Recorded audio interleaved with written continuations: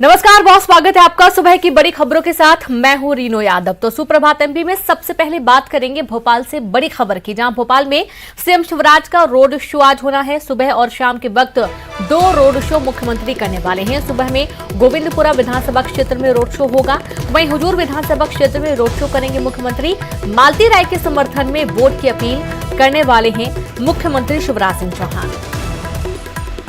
तो आज 2 road show CM के होने वाले हैं। बड़ी खबर है भोपाल से, जहां पर आज मुख्यमंत्री सुबह और शाम रोड शो करेंगे। सुबह गोविंदपुरा विधानसभा क्षेत्र में रोड शो होना है, तो वहीं दूसरा जो रोड शो होगा शाम के वक्त वो हुजूर विधानसभा क्षेत्र में होना है। मालती राय के समर्थन में वोट की अपील करेंगे मुख्यमंत्री। बड़ी खबर भोपाल से। तो निकाय चुनाव की जो गूंज है वो पूरे मध्य प्रदेश में सुनाई दे रही है और लगातार सीएम अपने पूरे दल बल के साथ रोड शो करते हुए आपको नजर आ रहे हैं। और एक बार फिर से आज सीएम भोपाल के 2 प्रमुख क्षेत्रों में रोड शो करने वाले हैं। सुबह के वक्त गोविंदपुरा विधानसभा क्षेत्र में रोड शो होगा और साथ ही शाम के वक्त हुजूर विधानसभा क्षेत्र में मालती राय के समर्थन में वोट की अपील मुख्यमंत्री करेंगे। और इस दौरान उनका अच्छा खासा काफिला भी आपको देखने को मिलेगा। जन समर्थन की जो तैयारी है बीजेपी की बड़ी दुरुस्त नजर आ रही है। और इसी बीच मुख्यमंत्री का जो रोड शो होगा इसमें कई दिक्कत भी आपको देखने को मिलेंगे। ज्यादा जानकारी के साथ संवाददाता मनोज राठौर जुड़ गए हैं। मनोज, आज 2 रोड शो मुख्यमंत्री करने वाले हैं, पूरी जानकारी विस्तार से।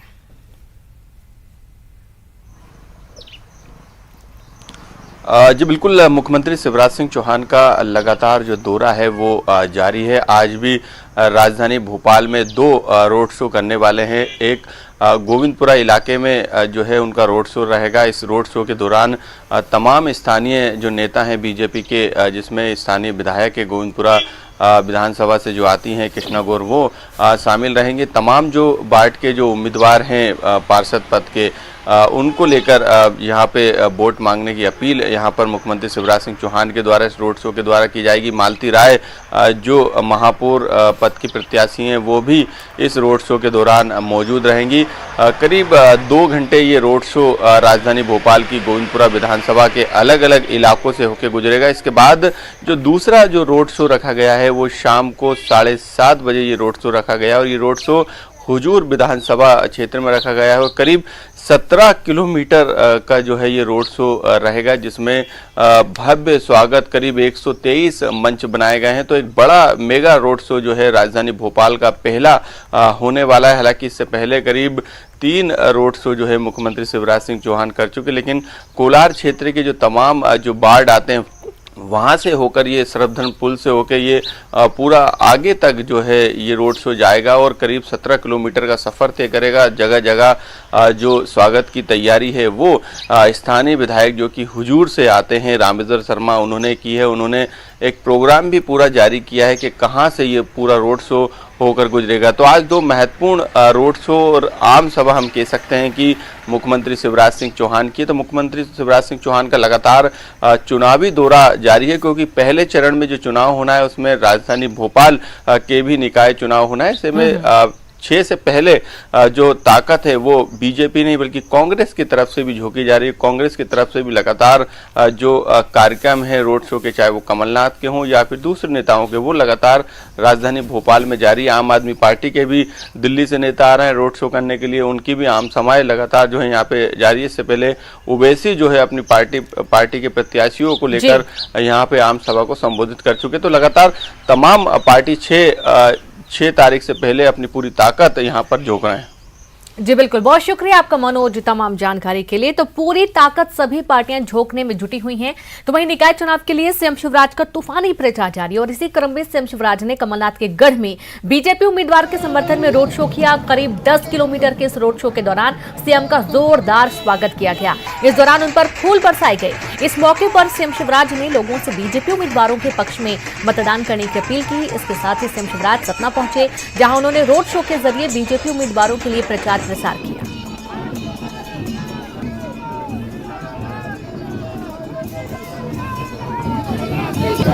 ऑल भारतीय जनता पार्टी के पक्ष में विकास और जनता के कल्याण के लिए लोग भारतीय जनता पार्टी को ही जिताएंगे। और कमलनाथ जी तो वैसे ही कह रहे हैं मेरा तो इंटरेस्ट ही नहीं है। जब वही कह रहे हैं इंटरेस्ट नहीं है तो जनता को भी कांग्रेस में और उनमें कोई इंटरेस्ट जनता पार्टी के महापौर और पार्षद जीते। कांग्रेसी अगर आ गए तो मैं कहूंगा आगे चलो, वो पीछे जाएंगे। मैं कहूंगा दाएं चलो, वो बाएं जाएंगे। मैं कहूंगा ऊपर चलो, वो नीचे जाएंगे।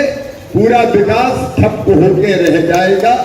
और इसलिए मेरी प्रार्थना है, कमल के फूल की बटन दबाकर भाई योगेश ताम्रकार जैसे हमारे सज्जन सचरित्र समाजसेवी व्यवसायी भाई योगेश ताम्रकार को जिताइए। और श्री पी.के. जैन हमारे पार्षद के उम्मीदवार हैं, इनको भी आपका आशीर्वाद दीजिए ताकि आपका बाइक भी बढ़े और अपना सपना भी बढ़े। सीएम शिवराज की लोकप्रियता किसी से छिपी नहीं है और उनकी योजनाओं का फायदा सभी वर्ग के लोगों को मिलता है। निकाय चुनाव के दौरान पार्टी के पक्ष में वोट मांगने गए बीजेपी के नेताओं से बात करते हुए मुस्लिम महिला ने सीएम शिवराज की तारीफ की। राजधानी में वार्ड नंबर 41 के फरहत अफजा इलाके में रहने वाली मुस्लिम महिला ने कहा कि हमारा निकाह शिवराज ने कराया है और इसलिए उनका वोट बीजेपी को मिलेगा। मुस्लिम महिलाओं ने कहा कि सीएम शिवराज ने बहुत से मुस्लिम महिलाओं की शादी कराई है। क्योंकि शिवराज जी ने हमारी शादी करवाई, हम लोगों की तो सम्मेलन से हुई है ना, इसलिए। ऐसा अगर हर आदमी हो जाए ना तो आज हम लोग को इतनी ऐसी परेशानी नहीं है। आयुष्मान के जो लोग इलाज करा रहे हैं ना, पता ही कितना अगर वही साथ देते नहीं आते। मोदी जी ने हमारा आयुष्मान का इलाज कराया। हाँ, ये आपका काम हुआ, बीजेपी की पार्टी ने काम कराया नहीं कराया हमने। प्रचार के रण में कमलनाथ छिंदवाड़ा में जनसभा को संबोधित करेंगे तो वहीं कांग्रेस उम्मीदवार के लिए वोट मांगेंगे। प्रेस कॉन्फ्रेंस भी करेंगे कमलनाथ। और अब देखिए कि छिंदवाड़ा जो क्षेत्र है वो पूर्व सीएम पीसीसी चीफ कमलनाथ का पड़ता है और यहां पर आज छिंदवाड़ा में जनसभा को संबोधित करेंगे कमलनाथ। साथ ही कुछ बैठकें भी कर सकते हैं। प्रेस कॉन्फ्रेंस भी कमलनाथ आज करने वाले हैं। तो बड़ी खबर, जहां प्रचार के रण में कमलनाथ छिंदवाड़ा में जनसभा को संबोधित करेंगे और कांग्रेस उम्मीदवार के लिए वोट की अपील करेंगे। साथ ही प्रेस कॉन्फ्रेंस भी करेंगे पीसीसी चीफ कमलनाथ।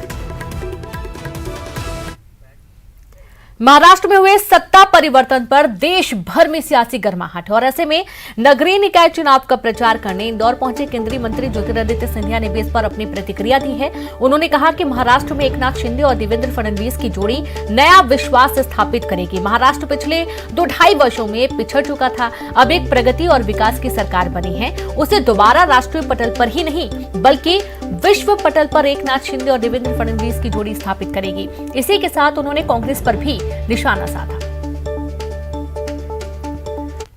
एक प्रगति और विकास की सरकार बनी है, एक विचारधारा की सरकार बनी है और वो विचारधारा है कि जिस तरीके से महाराष्ट्र पिछले 2 वर्षों में 2.5 वर्षों में पिछड़ चुकी थी, वापस राष्ट्र पटल पर नहीं लेकिन विश्व पटल पर महाराष्ट्र को ये दोनों की जोड़ी, एकनाथ शिंदे साहब की और देवेंद्र फडणवीस जी की जोड़ी।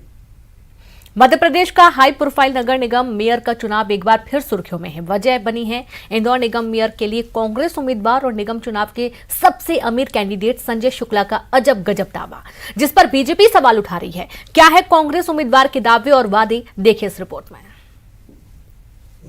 अरे वो तो पैसा हमारा है, हम आपसे कैसे भी जाएंगे, पहले भी बोला है, पैसा हमारा सेंटर से लाना, जिससे लाना, इंदौर शहर का विकास तो कर रहे हैं। 11 ब्रिज जब बनाओगे आप, जब आपकी सरकार बनेगी, अरे मुख्यमंत्री तो 10-5 ब्रिज मैं अपनी तरफ से घोषणा करता हूँ। इंदौर शहर अंदर 5 ब्रिज अपनी जेब से मैं सहयोग करूँ, उसमें अपनी तरफ से इंदौर शहर में बनाऊंगा। कांग्रेस के विधायक और इंदौर नगर निगम मेयर प्रत्याशी संजय शुक्ला का यही बयान सियासत का नया अखाड़ा बना हुआ है। संजय शुक्ला कहते हैं अपने पैसों से शहर में 5 नए फ्लाईओवर बनवाएंगे। शुक्ला के दावे तो और भी हैं, लेकिन अब इन दावों पर सवाल बीजेपी की ओर से मेयर प्रत्याशी पुष्यमित्र भार्गव ने उठाए हैं। वो कहते हैं कांग्रेस विधायक ने बाइट में जो अपनी आय घोषित की है उससे एक फ्लाईओवर बनना मुश्किल है, बताएं पैसे आएंगे कहां से, और उससे पहले विधानसभा चुनाव के दौरान किए वादों का भी हिसाब दें संजय शुक्ला। जो उन्होंने अपनी वाइट की इनकम डिक्लेयर की है उससे मुझे लगता है कि एक ब्रिज भी ढंग से पूरा नहीं बन पाएगा। तो बाकी के 4 कहाँ से आएंगे और वो उसकी क्या प्लानिंग है वो जनता को बताएं।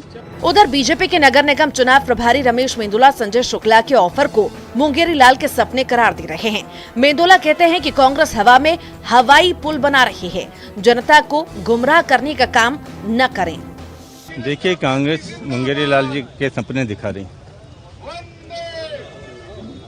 कांग्रेस हमेशा जनता को भरमाने का, चुनाव के टाइम भरमाने का प्रयास करती है।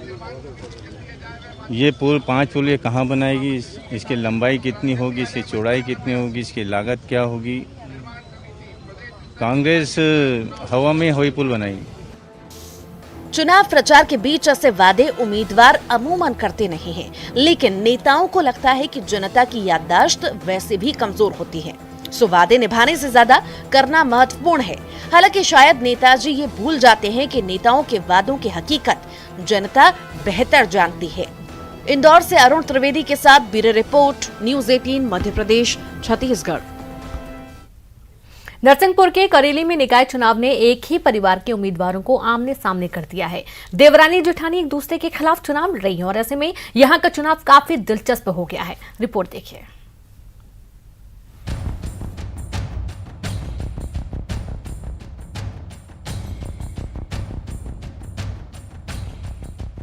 अमूमन ऐसा देखा गया है कि राजनीति में रिश्ते पीछे छूट जाते हैं, खासकर चुनावी मैदान में।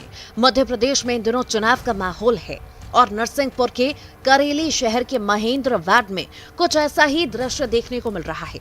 यहाँ एक ही परिवार के 2 उम्मीदवार आमने सामने हैं।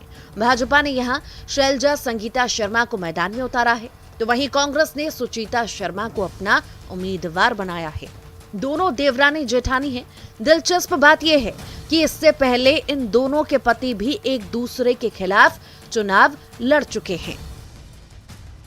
घर को से आना जाना भी बंद है, हमारे यहाँ कोई नहीं आता उनके यहाँ। खैर हमारे बच्चे मगर हम लोगों ने ऐसा नहीं बोला कि वहाँ पे मत जाना, उनसे मत बोलना। जब भी बुलाएं, जब जितने टाइम बुलाएं, उनको ज़रूरत पड़े बिल्कुल आप जाइए, सहयोग करिए, जितना भी बने जैसा भी बने। तुम्हारे लिए वो अपने हैं, हमारे से जो उनका है लेना देना वो हम लोगों तक सीमित है। और करते भी हैं और करते आए हैं। हम ही बड़े बनकर आए थे घर में, परिवार में माँ बाप को लेकर चले, माँ बाप के साथ ही रहे, माँ बाप से अलग नहीं हुए और हमने ही अपना किचन भी चलाया, इन्होंने भी चलाई। ये नहीं थे कि हमें किचन में कोई रोक टोक हो, ऐसा कोई कंपटीशन नहीं रहा कभी हम लोगों के बीच में। और आज भी 30 त्योहार जो होते हैं हमारे घर ही मनाए जाते हैं। 1744 वोटर के इस वार्ड का भाग्य आगामी 6 जुलाई को ईवीएम में कैद होने जा रहा है। प्रचार जोरों पर है। दोनों ही प्रत्याशी अपने परिवार के साथ मतदाताओं को रिझाने में जुटे हैं। दोनों के जीत के अपने अपने दावे तो हैं ही, साथ ही प्रतिद्वंदी होने की सियासत का मलाल भी है। खासकर दोनों भाइयों के बीच धर्म संकट की स्थिति बनी है। प्रचार में जुटे भाजपा और कांग्रेस के समर्थक इस मुकाबले में रिश्तों को चुनाव से पहले करके देख रहे हैं। भाई कहीं ना कहीं सत्ता तो घर में ही जाएगी ना। आके अगर जेठानी जीतेगी तो है तो परिवार की ही ना, तो परिवार देवरानी भी कहीं ना कहीं इसके मन में इसको भी वो स्वीकार करेंगी कि है मेरे परिवार में ही है, तो उनको कोशिश करेंगे कि भाई आपके परिवार का व्यक्ति जीता है, आप उसको गले लगाइए। और भाई आपने 15 साल उसको विकास को बढ़ाया है, अब आपने विकास की जो चाबी है जेठानी को दी है, तो वो उसे आगे बढ़ाएंगी, परंपरा आगे बढ़ेगी ना।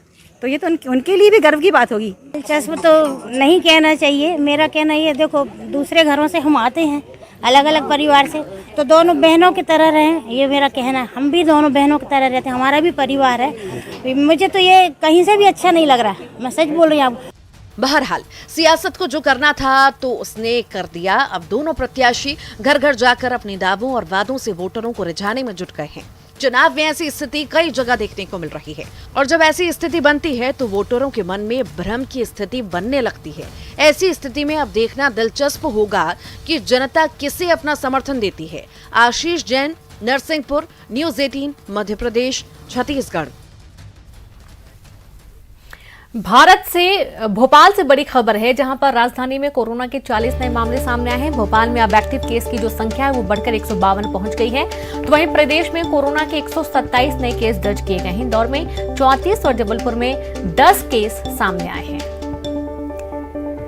तो बड़ी खबर भोपाल से है, जहां कोरोना की जो आंकड़े हैं वो बढ़ते जा रहे हैं। कोरोना के 40 नए मरीज सामने आए हैं। भोपाल में अब तक एक्टिव केस की संख्या बढ़कर 152 हो गई है। प्रदेश में कोरोना के 127 नए केस दर्ज हुए। इंदौर में 34 और जबलपुर में 10 केस सामने आए हैं।